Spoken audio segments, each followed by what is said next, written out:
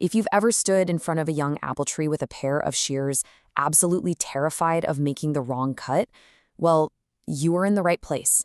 Today, this explainer is going to give you the exact blueprint to transform what feels like an intimidating chore into a confident, incredibly rewarding practice.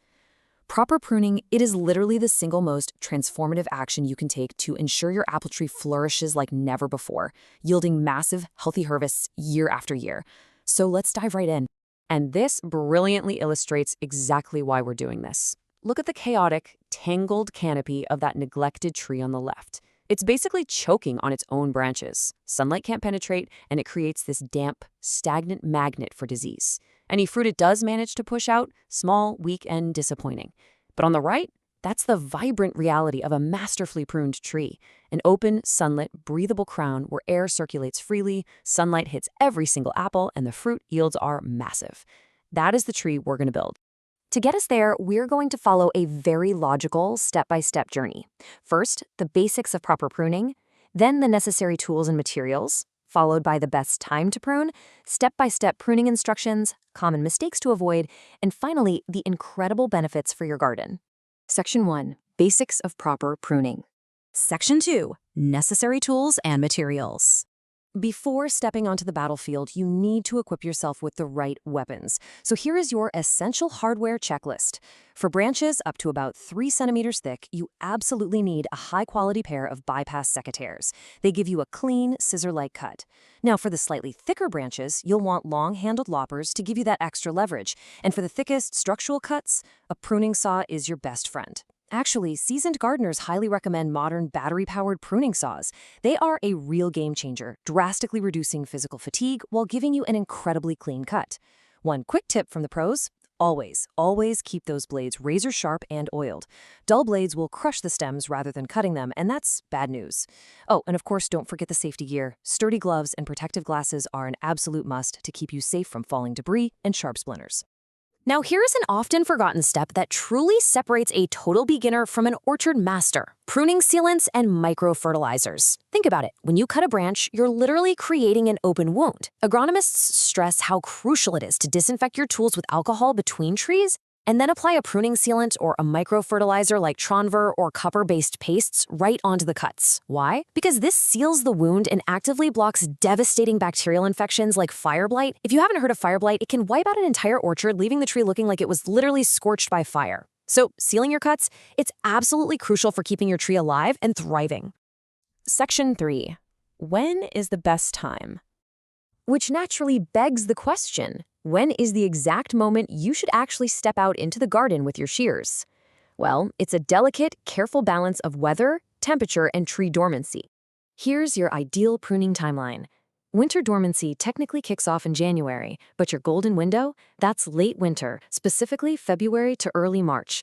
The tree is fast asleep during this time, so you won't disrupt its sap flow. Plus, without all those leaves in the way, you can clearly see the underlying architectural structure of the branches. But listen up, because this is a massive, absolutely critical rule. The temperature must be above -5 degrees Celsius. If you prune when it's colder than -5, those fresh cuts are going to suffer from severe frost damage, causing the wood to die back. Now, later in the year, during summer, you can do some light post-harvest thinning, mostly to clear out those pesky water sprouts.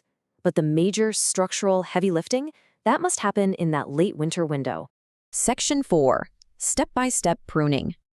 Okay. Let's look at year 1, where we establish the framework. These spatial measurements are super precise because these initial cuts quite literally shape the rest of the tree's life. If you bought a simple unbranched whip, basically just a single stick, you need to cut it off completely at about 80 to 100 centimeters above the soil. I know it feels harsh, but this forces the tree to push out new side branches. Now, if your young tree already has branches, you need to clear away any shoots growing below 50 to 70 centimeters to establish a nice, clean trunk. Then, take a step back, look at what's left, and select 3 to 5 strong shoots that are growing out at wide angles. These lucky few are going to become the primary framework of your entire tree. Everything else, it gets completely removed. So the crucial point here is this number: 15 to 20 centimeters. When you establish your framework, you're going to have a central vertical stem, which we call the leader. This central leader must always be kept 15 to 20 centimeters higher than all the competing side branches around it. This is what establishes apical dominance. If you let those side branches grow taller than the center stem, the tree basically gets confused, the growth becomes chaotic, and the whole structure weakens. You have to always keep that leader slightly taller. As we move into years 2 and 3, your job is to actively guide the tree to form a really strong sun-catching canopy. You'll start establishing a second tier, or layer, of branches higher up the leader. You also need to be constantly on the lookout for vertical water sprouts. You know, those aggressive, straight-up shoots that bear absolutely no fruit and just steal the tree's energy? Snip those right off. And make sure you're monitoring your branch angles. Ideally, you want your main branches jutting out somewhere between 45 and 90 degrees from the trunk.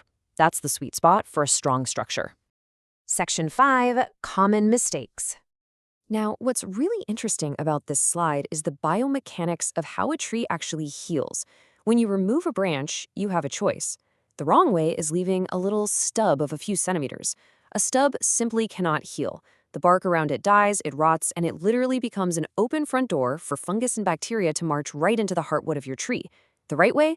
Cutting cleanly right at the branch collar. That's the slightly swollen ring of tissue at the very base of the branch. That collar contains specialized cells that will rapidly grow over the cut, forming a beautiful protective seal. So always cut at the collar. Another major mistake we see beginners make is getting a bit too enthusiastic and over-pruning. I was actually reading a testimonial recently from a seasoned commercial farmer who admitted his biggest early mistake was heavy-handed pruning. If you chop a young tree back too severely, it acts as a massive stressor.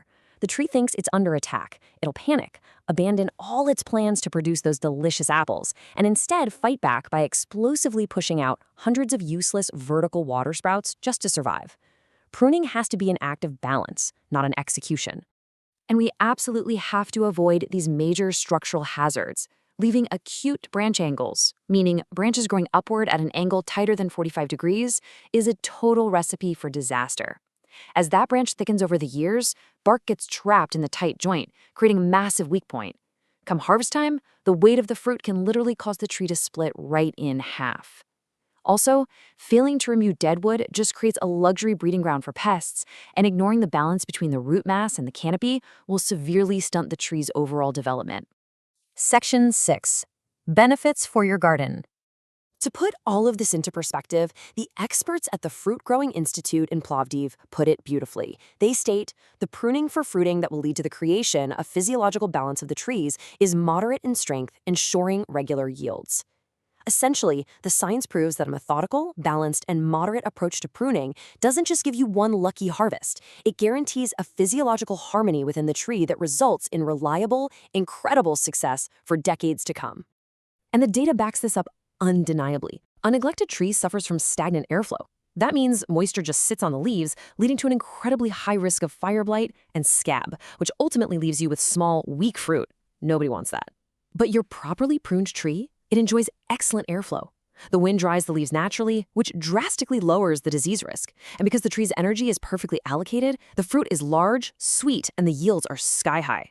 The difference is literally night and day. Now, one quick reminder before we wrap up. Keep in mind that specific apple cultivars and local microclimates can vary quite a bit, so it's always smart to consult with local agronomists for advice tailored to your exact location.